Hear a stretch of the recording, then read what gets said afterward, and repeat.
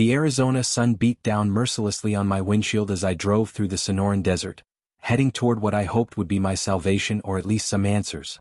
The GPS showed 30 more miles to St. Benedict's Retreat Center, nestled in the foothills of the Santa Catalina Mountains near Tucson. My name is Michael, and 3 months ago my life fell apart in spectacular fashion. It started with a phone call from my business partner, telling me our construction company was bankrupt. 20 years of building homes, creating something meaningful with my hands, gone overnight due to his gambling addiction and forged signatures. Then came the divorce papers. My wife of 15 years, Jennifer, couldn't handle the financial stress and the drinking that followed. She took our 2 kids, Lily and Ben, to her mother's house in Phoenix. The final blow came when I found myself sitting in my empty apartment at 3 a.m., staring at an empty bottle of Jack Daniels, wondering if anyone would miss me if I just stopped trying. That's when my sister Rachel intervened. She found me passed out on my kitchen floor and instead of lecturing me simply said, "I know a place that might help. Just give it a week." The retreat center appeared like a mirage against the desert landscape. Adobe buildings with red-tiled roofs, surrounded by towering saguaro cacti and purple-bloomed Palo Verde trees. A wooden sign read, "St. Benedict's Retreat Center, find peace in silence." I parked my beat-up Ford truck next to a row of much nicer vehicles and grabbed my single duffel bag. The dry desert air filled my lungs as I stepped out, carrying the scent of creosote and sage. For the first time in months, I could breathe without feeling like my chest was in a vice. The main building's heavy wooden doors opened to reveal a simple but welcoming lobby. Terracotta floors, exposed wooden beams, and large windows that framed the dramatic mountain backdrop. A middle-aged woman with kind eyes approached me from behind a simple desk. "You must be Michael," she said warmly. "I'm Sister Catherine. We've been expecting you." As she led me through the corridors, I noticed other retreat ants, about 15 people of various ages, all looking as lost as I felt. We passed a chapel with stunning stained-glass windows casting rainbow patterns on stone floors, a library filled with worn leather books, and a dining hall with long wooden tables. "Dinner is at 6, Sister Catherine explained as we walked. "Morning prayers at 7, breakfast at 8. Father Thomas will meet with everyone after breakfast to explain the program." My room was sparse but clean: a single bed, a wooden desk, a chair, and a small window overlooking the desert. No TV, no phone signal, no distractions. Just me and whatever thoughts I'd been trying to drown for months. That evening at dinner, I sat quietly at the end of one of the long tables, picking at a simple but delicious meal of grilled chicken, rice, and vegetables grown in the retreat's own garden. The other retreat ants spoke in hushed tones, sharing fragments of their stories. There was Patricia, a nurse whose husband died in a car accident. Robert, a corporate executive who had a heart attack at 45. Maria, a teacher struggling with her teenage daughter's drug addiction. Everyone had their breaking point. Everyone was searching for something. After dinner, I walked outside into the desert evening. The temperature had dropped 20 degrees, and the sky was exploding with stars I'd never seen through the light pollution of the city. The silence was profound: no traffic, no sirens, no neighbors' televisions. Just the occasional call of a coyote in the distance and the whisper of wind through the cacti. I sat on a wooden bench near a small garden and pulled out the crumpled letter from my daughter Lily, the one I'd read 100 times but couldn't bring myself to answer. "Daddy, I miss you. Mommy says you're sick and need to get better. Are you coming home soon? I made you a drawing of our house with all of us together again. Love, Lily. P.S. Ben misses you too, but he's too stubborn to say it." The paper was damp with my tears when I heard footsteps approaching. A tall man in simple brown robes walked up, mid-50s, graying hair, penetrating blue eyes that seemed to see right through you. "Having trouble sleeping?" he asked, settling onto the bench beside me without invitation. "You could say that," I replied, quickly folding the letter away. "You must be Father Thomas." He nodded. "And you're Michael. Rachel spoke very highly of you when she called. She's worried about her brother." "She shouldn't be. I'm fine." Father Thomas was quiet for a long moment, studying the star-filled sky. "You know, I've been running retreats here for 12 years. I've met hundreds of people who were fine. They're usually the ones who need help the most." Something in his tone irritated me. "Look, Father, I appreciate what you're trying to do here, but I'm not looking for a conversion experience or to find Jesus. My sister thought a week away from everything might help clear my head. That's it." He turned to look at me directly. "And what do you think will help?" The question caught me off guard. I'd been so focused on running from my problems that I hadn't actually considered what might solve them. "I don't know," I admitted. "Everything I built, everything I worked for, it's gone. My wife, my kids, my business, my house. What's the point of starting over when it can all disappear again? So you're here to give up?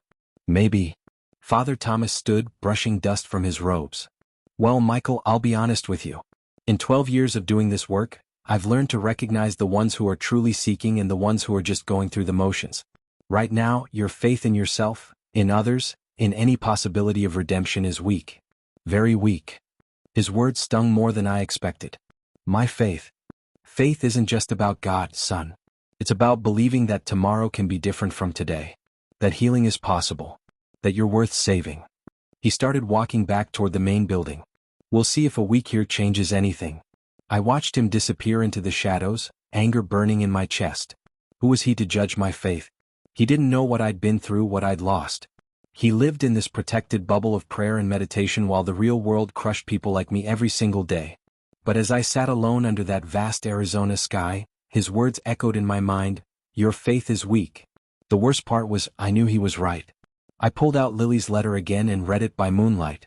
Maybe, just maybe, there was still something worth fighting for. But first, I had to figure out how to fight when you've forgotten how to hope. The desert night grew cold, and eventually I made my way back to my room. As I lay on the narrow bed, listening to the profound silence of the wilderness, I made a decision. I would give this place and myself a real chance. I just hoped it wasn't too late. The next morning, I woke to the sound of bells echoing across the desert, a haunting, beautiful sound that seemed to rise from the earth itself. Through my small window, I could see the first rays of sunlight painting the mountains in shades of gold and pink. Morning prayers were held in the chapel, and I found myself in the back row, feeling like an intruder among people who actually knew what they were doing. Father Thomas led the service with a quiet authority, his voice carrying easily through the stone space. The other retreat ants participated with varying degrees of familiarity. Some knew every response by heart, others, like me, just listened.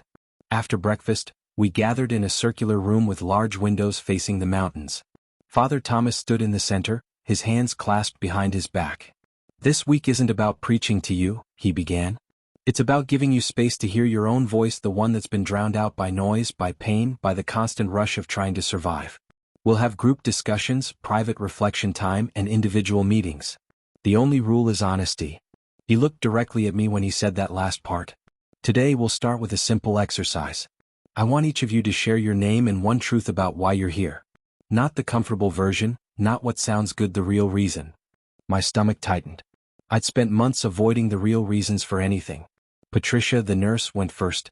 "I'm Patricia, and I'm here because I blame God for taking my husband away from me, and I hate myself for feeling that way." The honesty was startling. One by one, people shared their truths. Robert was terrified he'd waste the second chance his heart attack gave him. Maria felt like she was failing as a mother. James, a young veteran, couldn't sleep without seeing the faces of people who died under his command in Afghanistan. Then it was my turn. "I'm Michael," I started, my voice rough. "And I'm here because 3 months ago I seriously considered eating a bullet rather than facing another day." The words hung in the air like a confession. My business partner destroyed our company, my wife left me, and I lost everything I thought made me worth something. I'm here because my sister found me passed out drunk and decided I was worth saving, even when I'm not sure I am. The silence that followed felt different than awkwardness, it felt like acceptance. Father Thomas nodded. "Thank you for your honesty, Michael. Now, I want everyone to spend the next hour alone, somewhere on the grounds, thinking about this question. What would you tell someone you love who is going through exactly what you're experiencing?"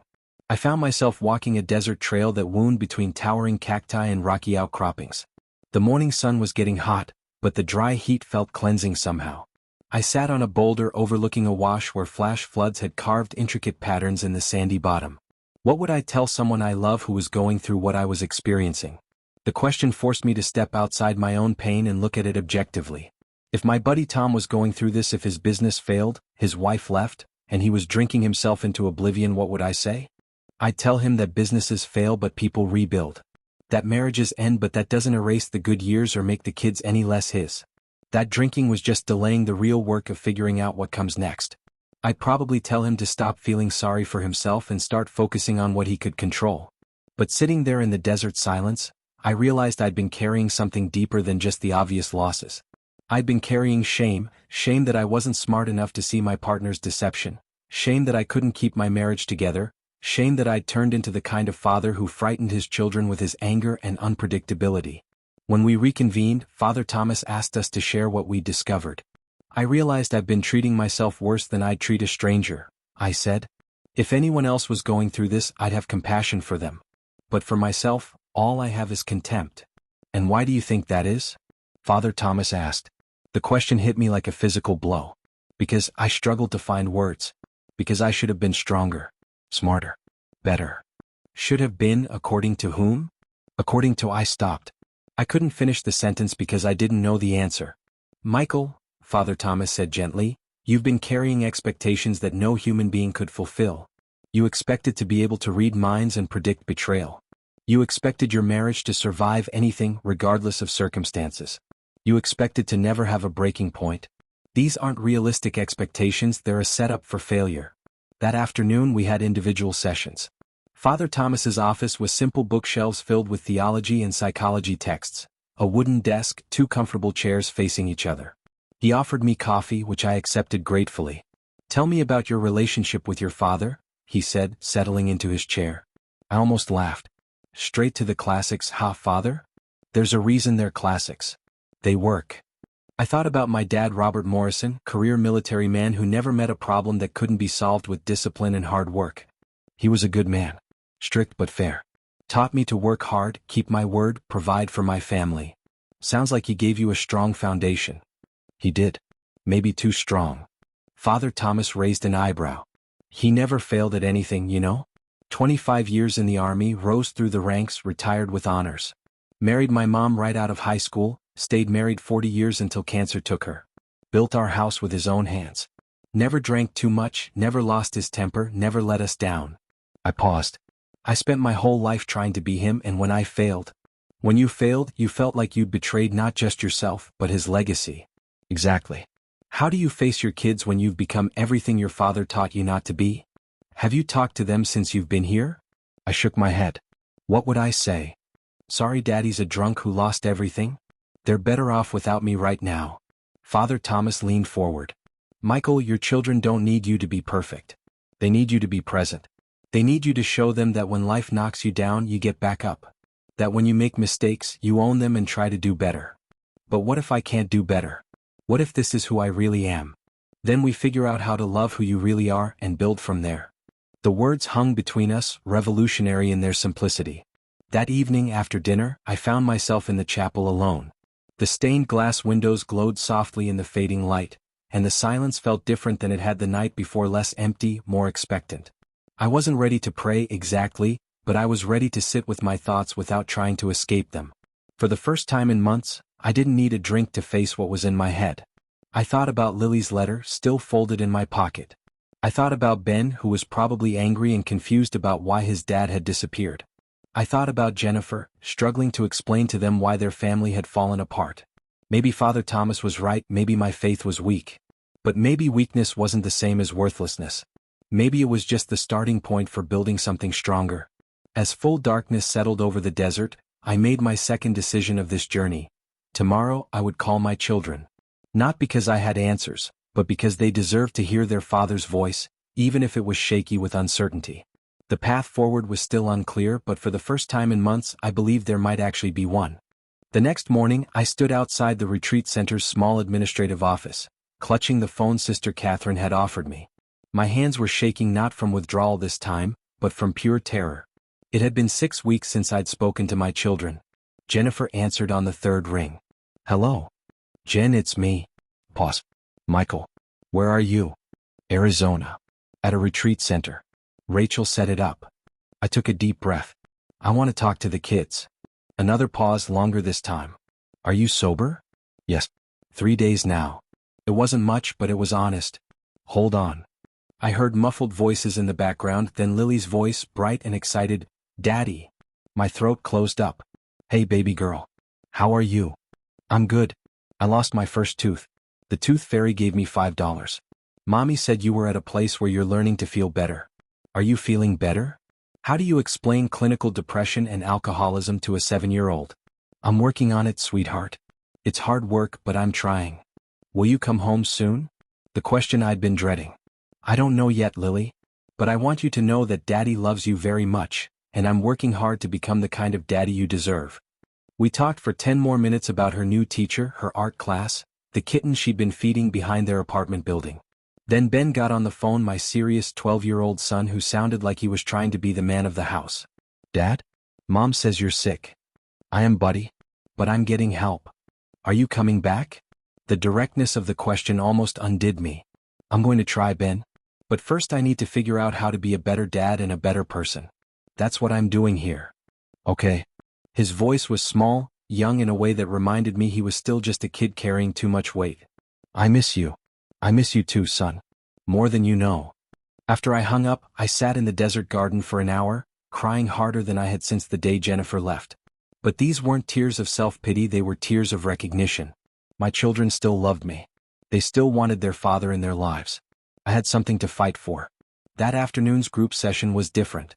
Father Thomas had us sitting in a circle in the chapel, with each person sharing something they'd learned about themselves since arriving. When my turn came, I stood up. I'm not sure why, something about the moment demanded it. Yesterday, Father Thomas told me my faith was weak. I began, looking directly at him. He was right, but not in the way I first thought.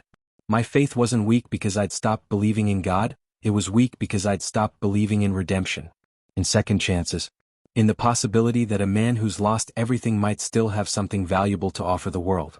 I started pacing, the words flowing now in a way they hadn't for months. I've spent my whole life building things, houses, businesses, relationships, thinking that my worth came from what I could create, what I could provide, how strong I could be. When I lost all that, I thought I'd lost myself. But sitting in this desert, talking to my children today, I realized something. I stopped and looked around the circle at these people who had become my temporary family, Patricia with her grief, Robert with his fear, Maria with her guilt, James with his trauma. None of us came here because we were strong. We came here because we were broken. But look around this room, look at the courage it took Patricia to admit she's angry at God. Look at the bravery in Robert's willingness to change his entire life after his heart attack. Look at Maria, fighting for her daughter despite feeling like she's failing. Look at James, seeking help for wounds no one else can see. My voice was getting stronger, more confident. This isn't weakness. This is the most courageous thing any of us has ever done. We're not here to find our faith, we're here because having faith means keeping going when everything seems hopeless. Faith means believing that our stories aren't over, that our mistakes don't define our future, that love is stronger than failure. I looked directly at Father Thomas. You said my faith was weak. Maybe it was. But weak faith is still faith. And faith the size of a mustard seed can move mountains. Isn't that what the Bible says? The silence in the chapel was profound, but it felt different from the awkward silences earlier in the week. This felt like recognition, like something important had been said and received. Father Thomas was looking at me with an expression I couldn't quite read. Go on, he said quietly. I used to think faith meant having all the answers, being unshakable, never doubting. But real faith, the kind that actually matters, is continuing to hope when you have every reason to give up. It's calling your kids when you don't know what to say. It's getting up every morning when staying in bed seems easier. It's admitting you need help and accepting it when it's offered. I turned to address the whole group. Every person in this room has shown more real faith in the past few days than I showed in years of going through the motions of a successful life. We're not here because we're weak, we're here because we're warriors who got wounded in battle and had the wisdom to seek healing. Patricia was crying quietly. Robert was nodding. Maria had her hand over her heart. James was looking at me like I'd said something he'd been trying to articulate for years. The faith Father Thomas is talking about isn't about being religious, it's about being human. It's about believing that love matters more than success, that connection matters more than achievement, that who we are matters more than what we've done or failed to do. I sat back down, suddenly drained but also strangely energized. The chapel was completely quiet except for the sound of desert wind against the windows. Finally, Father Thomas spoke. Michael, when I told you your faith was weak, I was testing you. I wanted to see if you'd fight back, if you'd defend something you valued. What you just shared, that's not weak faith. That's faith refined by fire, faith that's been tested and found genuine. He looked around the circle. This is what I hoped would happen this week. Not that you'd find easy answers or simple solutions, but that you'd discover the strength that was already inside you. The faith that brought you here, even when you couldn't name it. That evening I called Jennifer back. The kids said you sounded different, she said. Stronger. I am different. I'm still figuring out what that means, but I am. Michael, I need you to know I didn't leave because I stopped loving you. I left because I couldn't watch you destroy yourself, and I couldn't let the kids see their father like that. I know. And I'm grateful you protected them from the worst of it. Are you really getting better? I looked out my window at the desert stars. I'm getting honest. Maybe that's the first step to getting better. Maybe it is. We talked for another hour, really talked in a way we hadn't for years. About our mistakes, our fears, our hopes for our children. We didn't solve anything, but we remembered why we'd fallen in love in the first place. When I finally went to sleep that night, I dreamed about building something new, not a house this time, but a life. A life built on honesty instead of perfection, on connection instead of achievement, on faith instead of fear. I was ready for whatever came next. My last full day at the retreat began with a sunrise that painted the entire desert in shades of gold and crimson. I'd been awake since 4 a.m., not from insomnia this time, but from anticipation. Today was our final group session, where each person would share what they'd learned and what they planned to do moving forward. I'd been thinking about this moment all week, but I hadn't prepared a speech. Instead, I'd been carrying around a growing sense that something significant had shifted inside me, something that needed to be shared but couldn't be rehearsed. The morning began with our usual routine: chapel, breakfast, then gathering in the circular room. But the energy was different today. People moved with a sense of purpose, of completion. We'd been strangers 7 days ago, now we were family. Father Thomas opened the session differently than usual. Today, I want you to think about the person who walked through our doors a week ago, and the person who will walk out tomorrow. What would you want to say to someone who's about to begin the journey you're now finishing? Patricia went first, talking about how she'd learned that anger at God wasn't betrayal but honest relationship. Robert spoke about redefining success to include peace of mind and meaningful relationships. Maria shared her decision to get family counseling with her daughter. James talked about finally accepting that seeking help for PTSD was strength, not weakness. Then it was my turn. I stood up, but this time I walked to the center of the circle. Something about the moment demanded that kind of presence. A week ago, Father Thomas told me that my faith was weak. I began. I was angry about that, partly because it was true, but mostly because I thought faith was supposed to be this unshakable thing that perfect people possessed. I thought faith meant having all the answers. I looked around the circle, making eye contact with each person. What I learned here is that faith isn't the absence of doubt, it's the decision to keep moving forward despite doubt. It's not the absence of pain, it's the belief that pain can lead to healing. It's not the absence of failure, it's the conviction that failure can teach us how to succeed. My voice was steady now, filled with the quiet confidence that comes from hard-won truth. I came here because I thought I was worthless. My business failed, my marriage ended, I lost my home, and I started drinking to numb the shame of it all. I thought success meant never failing, being strong meant never needing help, and being a man meant carrying everyone else's burdens without showing weakness. I paused, thinking about my children, about the phone conversations that had changed everything. But you know what I realized? The strongest thing I ever did wasn't building a successful business or providing for my family without help. The strongest thing I ever did was picking up that phone 3 days ago and calling my kids to tell them I was broken but fighting to heal. The most successful thing I ever did wasn't constructing houses, it was admitting that my life needed reconstruction. Patricia was nodding, tears in her eyes. Robert was leaning forward, completely engaged. Even Father Thomas was listening with the intensity of someone hearing something new. I used to think that being a good father meant never letting my children see me struggle. But what kind of lesson is that teaching them? That struggle is shameful? That asking for help is weakness? That when life knocks you down, you should pretend it didn't happen? My voice grew stronger, more passionate. No. The lesson I want my children to learn is that when life breaks you, you pick up the pieces and build something new. When you make mistakes, you own them and try to do better. When you're lost, you ask for directions. When you're hurt, you seek healing. When you fall down, you get back up, not because you're perfect but because getting back up is what humans do. I turned to address Father Thomas directly. You asked me about faith, Father. Here's what I learned about faith this week. Faith isn't believing that bad things won't happen to good people. Faith is believing that good people can survive bad things and come out stronger on the other side. The room was completely silent, but it was the silence of people absorbing truth, not emptiness. Faith is my friend James deciding that surviving Afghanistan means he deserves help with the trauma, not just medals for his service. Faith is Patricia admitting she's angry at God because she still believes God is big enough to handle her anger. Faith is Robert changing his entire life because he believes his second chance matters. Faith is Maria fighting for her daughter because she believes love can overcome addiction. I was pacing now, energy building. Faith is sitting in this desert, looking at a sky full of stars, and believing that somewhere in that vastness, there's a purpose for your pain. Faith is calling your ex-wife and saying, "I'm broken, but I'm working on it," instead of pretending everything is fine. Faith is waking up every morning and choosing hope over despair, even when despair seems more logical. I stopped in the center of the circle again. You want to know what faith looks like? It looks like this room. It looks like 15 strangers who decided that healing was worth pursuing, that truth was worth speaking, that love was worth risking.